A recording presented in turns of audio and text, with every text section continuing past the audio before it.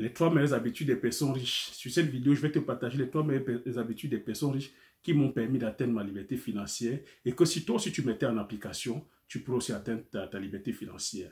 Salut, je m'appelle Thierry. Sur ma chaîne, je parle d'entrepreneuriat et d'investissement. Sur ma chaîne aussi, c'est-à-dire que je promets les produits du terroir et les produits du terroir camerounais et les produits du terroir africain. La Chine aussi, c'est né du constat où j'ai constaté que nous, en Afrique, en tant qu'Africains, ou dans les pays africains, ou du moins du Cameroun que je connais, nous importons massivement, c'est-à-dire que la pauvreté, et nous exportons, c'est-à-dire que massivement les richesses. Nous exportons nos ressources premières, qui sont le café, le cacao, le bois, le manganèse, l'or, le diamant, et nous importons la pauvreté qui sont tous les produits déjà manufacturés, tous les produits, c'est-à-dire finis. Le riz, le blé, les céréales, les voitures, etc., etc. Donc, c'est partant de ce constat, je me suis dit, au lieu de rester tel que sur la position, tel que de celui qui est là à se lamenter, à pleurer tous les jours, parce que là n'est pas la solution aussi, de toujours tel que fustiger, de toujours se plaindre, qu'est-ce que je peux aussi, qu'est-ce que je pourrais faire comme ça à mon petit niveau en tant que citoyen? C'est pour ça qu'en 2013, je me suis lancé, c'est-à-dire que dans l'entrepreneuriat agricole, où j'ai embarqué femmes, enfants, frères et sœurs, dans le domaine agricole, avec pour mission de produire, transformer et puis marketer. Parce que c'est ça la stratégie. Donc, en business, nous devons utiliser la stratégie. C'est ça l'intelligence économique, de produire, transformer et puis marketer. Nous devons produire ce que nous consommons et nous devons consommer ce que nous produisons. Ce n'est que comme ça qu'on pourra limiter que les zones rurales, limiter le chômage de masse et garder les devises sur le territoire. Et ce n'est que comme ça que l'Afrique pourra être forte. Donc, si j'ai créé aussi la chaîne, c'est de pouvoir comme ça t'inspirer. Je te dis, ça fait depuis 7 ans que je suis dans l'entrepreneuriat, ça fait 7 ans que je suis dans le calme ou dans l'anonymat. Donc, je suis parti aussi du constat qui fait partie aussi des habitudes des riches ou des habitudes des personnes qui réussissent, qui est la communication. C'est bien beau de produire, c'est bien beau, c'est-à-dire que voilà, d'avoir cette vision, c'est-à-dire que panafricaniste, c'est bien beau, c'est-à-dire que d'être patriote, mais si on ne communique pas, on sera tout dans le même coin. Donc, j'ai aussi instauré cette habitude des riches qui est la communication. C'est pour ça que je partage avec toi ce que je fais avec toute modestie, te montrer dans mes plantations. Tu as vu les vidéos sur ma chaîne, je t'ai mis des vidéos des premières vidéos qui étaient déjà d'abord à caractère privé. Tu as vu que sur mes vidéos, je ne fais pas des citations, c'est-à-dire à liker ou à partager ou à commenter, parce que c'était des vidéos à caractère privé. Donc, je les mets comme ça, toute modestie, afin de pouvoir t'inspirer. Je sais que vous avez des coachs qui sont là, des coachs performants qui sont là, comme Philippe d'Investir au pays, qui parlent, c'est-à-dire que de l'entrepreneuriat et de l'investissement, qui met un accent sur l'entrepreneuriat, c'est-à-dire que sur le domaine agricole. Donc, c'est pour mettre de l'eau dans son vin que je vous mets aussi des vidéos, pour vous édifier, pour vous dire, c'est possible d'entreprendre, mais tant qu'on a une vision, quand on a une vision claire de la chose qu'on veut faire, pas parce qu'on veut se lancer pour s'enrichir. On va peut-être s'enrichir, mais ayons une vision claire, ayons une stratégie bien claire, ayons, c'est-à-dire que sachons ce que nous faisons, ayons l'intelligence économique, ayons la géostratégie, sachons la géopolitique, sachons la géoéconomie. Ne faisons pas les business pour faire les business. Ne faisons pas les business où on va plutôt enrichir les autres. Il est là mon débat. Des fois, vous allez peut-être m'entendre fustiger, c'est-à-dire que les commerces, des vendeurs de mèches, parce que je voudrais aussi interpeller nos différents coachs, de nous apprendre, de nous enseigner, de vous enseigner c'est quoi la géostratégie, c'est quoi la géoéconomie, c'est quoi la géopolitique. Pourquoi est-ce que je me lance dans tel business? Pourquoi est-ce que je ne dois pas me lancer dans tel business? Qui est-ce que j'enrichis? Ce n'est que ça. Donc, c'était une petite parenthèse. Et je vais donc te partager maintenant les 3 habitudes des personnes, c'est-à-dire que les 3 meilleures habitudes des personnes riches, moi qui m'ont permis comme ça, de me lancer, de m'épanouir dans le business ou de me lancer dans le business ou de m'éclairer. Parce que là-dedans, je veux dire, la richesse, c'est la première richesse, c'est bon, l'investissement sur soi-même. Hein? D'investir sur soi. L'investissement sur soi, c'est quoi? C'est d'avoir les mentors, d'être curieux. Comme moi, je suis curieux, je suis une personne très curieuse. Moi, j'ai eu la chance d'avoir un grand-père qui, très jeune, m'a encadré. À 14 ans, lorsque j'ai perdu ma maman, a intimé que je sois à ses côtés. Donc, pendant plus de 25 ans, il est mort quand j'avais 25 ans, j'ai appris les rudiments, j'ai appris beaucoup de choses. Je vous ai partagé certaines vidéos, comment économiser les économies, comment compter de l'argent. Et il est mort, moi je savais l'épargne qu'il avait. Il est mort, il avait plus de 350 000 francs comme épargne. Il n'avait pas besoin de tout ça, c'était l'argent de poche de ses enfants. Mais c'est pas là que j'ai appris à épargner.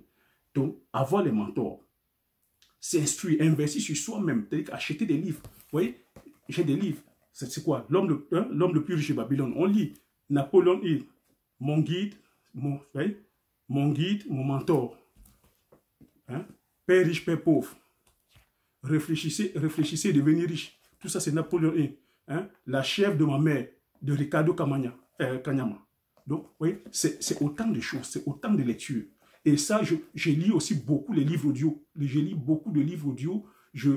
J'assiste à des conférences, je me forme. Donc, formons-nous au maximum parce que ce sont nos habitudes. Nous sommes la somme de nos habitudes. Nous sommes la somme des personnes qui nous entourent. Hein?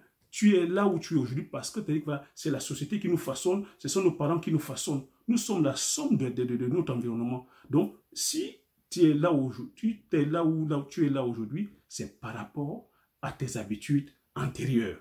Et tu seras, c'est-à-dire que demain, là où tu seras, par rapport à tes habitudes d'aujourd'hui. Donc, je vais te partager comme ça, rapidement, les 3 habitudes, des 3 meilleures habitudes des riches, moi qui m'ont permis comme ça d'améliorer mes finances. Donc, la première habitude, c'est quoi? C'est que les riches font attention à les dépenses.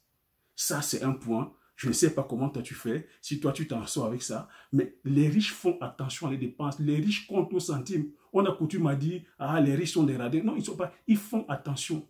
Et les pauvres sont là, c'est-à-dire à dépenser outrancement, à faire le matu vu. Tu vas les voir, ce sont les premiers qui sont dans les Ferrari, qui sont dans les grosses voitures, qui sont à porter les grosses chaussures, hein, la sapologie, à mettre des gros costumes. Et ils ne font pas attention à les dépenses. Le riche, il est là, il note ses dépenses. Il vérifie son compte tout le temps. Le pauvre ne vérifie pas son compte. Tu peux le témoigner. Les courriers de la banque arrivent là, que ce soit la Poste, que ce soit la BNP, ainsi de suite, sans faire de publicité. Ça dort une fois passé. Il va se dire, ah, je suis d'habitude au rouge. Il ne vérifie pas son compte. Le riche vérifie son compte. Le riche fait attention aux dépenses. Ça, c'est le premier point. Le deuxième point, les riches se payent d'abord. L'homme le plus riche de Babylone, sur l'homme le plus riche de Babylone. Sur l'homme le plus riche de Babylone, il nous demande de nous payer d'abord 10%. Qu'est-ce que tu entends? Qu'est-ce que nous on entend par ce payer d'abord? Le pauvre, qu'est-ce qu'il entend par ce payer d'abord? Je vais m'expliquer, parce que quand on dit ce payer d'abord, le pauvre, lui, va penser que ce payer d'abord, ça veut dire, oui, je mets mes 10% de côté, je vais acheter rapidement, je vais acheter le premier gros costume. Oui, je mets les 10% de côté, je vais acheter la grosse voiture pour impressionner les gens. Je mets mes 10% de côté, je vais faire les voyages à Dubaï. Voilà comment le pauvre lui entend. Mais le riche lui l'entend comment? Le riche dit, je mets mes 10% de côté, je pagne afin de pouvoir, c'est-à-dire que, investir. Le riche, quand il perçoit, c'est-à-dire que son argent, il se paye d'abord. C'est pas là que l'homme le plus riche de Babylone, je dis, hein, il dit de mettre des 10% de côté, ce n'est pas pour aller manger, pour aller dépenser tel que bêtement, c'est pour épargner. Épargner et investir. Ça, c'est le deuxième point. Le troisième point, les riches multiplient. Les riches multiplient leurs revenus. Moi, quand je perçois, que vous avez vu, j'ai fait mon tour de Palmeraie, quand je perçois, la Palmeraie est en train de produire, je continue à multiplier, c'est-à-dire que mes investissements. Lorsque je perçois la somme, comme nous sommes en train de récolter en ce moment, je continue à investir. Les riches multiplient leurs revenus et les pauvres sont là à dépenser. Moi, c'est ça que j'applique. Vous avez vu, j'ai la Palmeraie. Nous avons comme ça, c'est-à-dire que plus de 15 hectares de Palmeraie. On a la poivrière, on a à ce niveau 14 000 pieds. On va encore planter 5 000, là, je vous ai dit, en juin ou en mai. C'est le corona qui est en train de nous bloquer. S'il plaît à Dieu, on veut que le virus, qu'on puisse maîtriser le virus très, très rapidement. Mais d'ici mai, juin, nous avons 5 000 pieds encore à planter. Chaque année, je multiplie mes investissements. Nous avons, vous m'avez entendu citer les différentes spéculations, la cola, le bitacola. Nous avons une usine de transformation. Donc, c'est ça, se diversifier. Les riches diversifient, c'est-à-dire que leurs investissements. Les pauvres, voilà, vivent au jour le jour. Donc, c'était ça, mes 3 astuces, c'est-à-dire que les 3 habitudes des riches. Donc, les riches, première habitude, font attention à les dépenses. Ils ne dépensent pas n'importe comment. Deuxième dépense, les riches se payent d'abord 10%. Mais ce payer d'abord ne veut pas dire qu'il faut aller dépenser. Ce payer d'abord veut dire épargner et voilà, et investir derrière. Troisième, Les riches multiplient leurs sources de revenus. La richesse, c'est la multiplication des sources de revenus. Et pour être riche, il faut avoir plusieurs sources de revenus. Et il faut savoir que, enfin, le conseil du jour, c'est nous sommes la somme de nos habitudes. Je suis aujourd'hui là où je suis parce que ce sont mes habitudes d'hier qui m'ont conduit là où je suis. Je serai demain là où je serai parce que ce sont mes habitudes d'aujourd'hui qui m'ont conduit là. Donc, si tu veux avancer, travaille sur tes habitudes. Donc, voilà les 3 habitudes comme ça que je voulais te partager. Enfin, que voilà, si ça t'a plu, tu les mets en application, tu verras le changement peut-être sûrement sur tes finances. Et je dis aussi, le meilleur investissement, c'est sur nous-mêmes.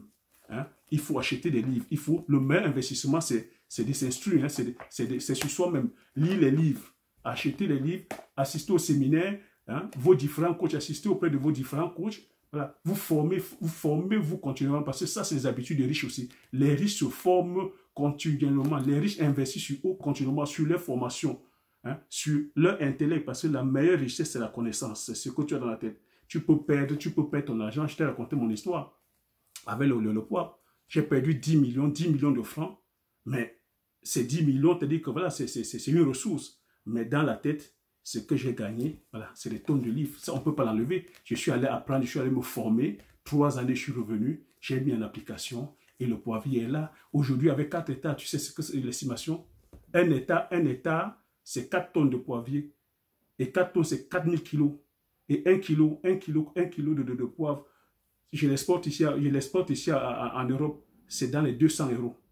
Fais comme ça fois 6. Et une fois que tu as implémenté, tu peux implémenter autant d'hectares. Donc là, aujourd'hui, je suis en train de jouer peut-être au Monopoly. Je vais étendre comme ça autant d'hectares. Oui, c'est comme ça qu'on devient riche. En diversifiant, en multipliant, en mettant en application. Donc tout ce que je dis aussi aujourd'hui, je te partage aujourd'hui, n'aura de sens que si tu passes à l'action.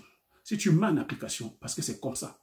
Moi, dès que je prends, je mets en application. Je vous ai dit, je ne suis pas coach. Mon but ici est de promouvoir, c'est-à-dire que mes produits, je suis entrepreneur, je suis en train de promouvoir le terroir, promouvoir les produits du terroir. Parce que, voilà, si nous ne faisons pas, ce ne sont pas les autres qui viendront faire. Et quand les autres viendront faire, quand on parle des Occidentaux viendront faire, vous allez encore vous plaindre que ce sont les Blancs qui viennent prendre. Donc, moi, je prends cette tâche ingrate-là, qui est de promouvoir le produit du terroir. Donc, si ça t'a plu, je te dis encore, abonne-toi en appuyant sur la petite cloche, en appuyant sur le bouton rouge et en appuyant sur la cloche. C'est comme ça aussi ta façon de participer et encourager la chaîne et montrer ton adhésion sur nos produits du terroir. On aime l'Afrique, voilà, dans l'action. On n'aime pas l'Afrique en faisant des commentaires. Moi, c'est ma façon d'aimer l'Afrique en étant sur le terrain, en étant acteur du terrain. C'est ma façon aussi comme ça de manifester, c'est-à-dire que mon amour pour l'Afrique. C'est ma façon aussi comme ça de m'engager, parce que l'engagement n'est pas seulement dans les paroles. L'engagement n'est pas seulement en étant actif sur Internet ou en étant dans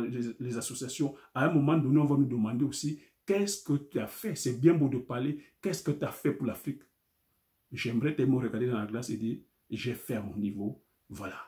Donc, sur ce, je vous dis, chers entrepreneurs visionnaires, chers visionnaires, je dis merci et je dis, on ne naît pas leader, on devient leader. Et je répète encore, le meilleur investissement, c'est d'investir sur soi-même.